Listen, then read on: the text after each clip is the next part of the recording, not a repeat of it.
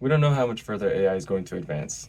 It could be infinite, it could come to a halt for a while and plateau, but currently it's growing at a rate that we don't really know how to handle and live with it, at least according to this study by Gosen and Ademeyer in 2020. I am a computer science major at UVU and I've studied this topic to share with you today. So as students, we'll often turn to artificial intelligence for help with various things, such as research, brainstorming, or for clips of code if you ever find yourself in the computer science field. But I believe that AI should be treated as a tool that can help us, but universities need to also educate their students on how to use it, as well as other already implemented methods to give students the most effective learning experience.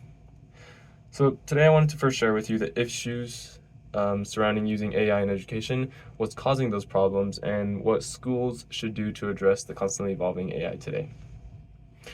So AI has been used for, of course, a variety of things, as I already mentioned, especially in the academic setting for both teachers and students alike. The issues have been mostly ambiguity and confusion on how much AI should be allowed in education. So, of course, depending on the field of study, when it comes to university students, AI is sometimes allowed unrestricted without hindering any learning, as well as being completely not allowed to be used in other fields of study. In computer science, for example, the field that I study in, AI has been a huge help in its accuracy of creating bite-sized pieces in clips of code and has further developed education for those students. There is still undeniably good value in learning how every bit works. There's not necessarily a need for computer science students to understand binary or even how the internals of a computer works and how the machine understands human input, but conceptually, that experience with fundamentals will inevitably make them better programmers in the future. And for fine arts students, for example, there's also a viable use for using AI, but using it using it in its entirety to develop a project will stop their growth in learning through experience. Arts are difficult to make commentary on, especially since it's very subjective, and there are many artists today who primarily use AI for developing aesthetic designs, but paper and pencil are still used by most fine art students. So even though AI at this point is perfectly capable of creating images digitally that are in finer detail than a human will ever be capable of, the value of learning through experience is still definitely there. But just because AI is so vast and used differently by every field of study, it is hard to say what an entire school should do as a whole. So let's take a look at some of the roots of the issue and what's causing these problems. Since the rapid development of AI started within the last decade, mostly we've seen, students have struggled to know how to use AI since there's a lack of education on the topic. There seems to be a very good general consensus by many schools that educating students on AI and the difference between the use and abuse of this tool is pretty essential. Over-reliance on AI, though, is another concern for schools, so they have limited the use by explicitly stating on different projects or in different classes that any use of AI will not be tolerated.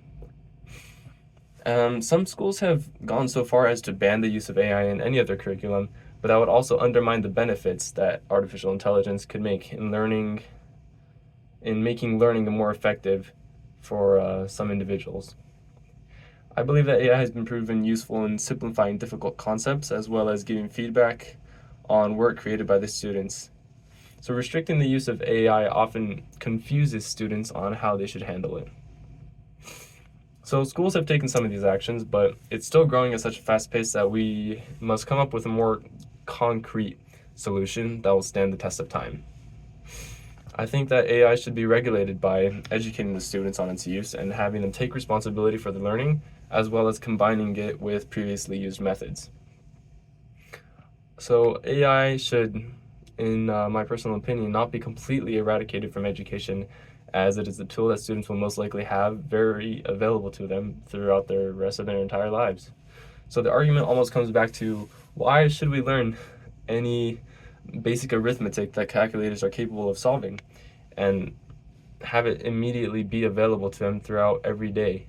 So the answer to both is very connected, but it boils down to, there's a lot more to arithmetic than simple calculations, and there's also a lot more to learning than what AI is capable of teaching students. So by giving students an education about how to use AI and how to use it responsibly, it can be paired with solutions that have already been implemented to make the best possible learning environment. Just want to review everything real quick. Since AI can be used for so many different things, students should be educated on how to use AI so that they can use it responsibly and avoid hindering their own education. So AI, as this tool that we all know fairly well today, should be treated as such, but universities should educate their students on how to use it, as well as other orally implemented methods that I've already mentioned, as in for certain areas and certain fields, limiting it or letting students use it unrestricted. That would give the most effective learning experience. So next time you open up any AI application, think, how is this going to affect your learning?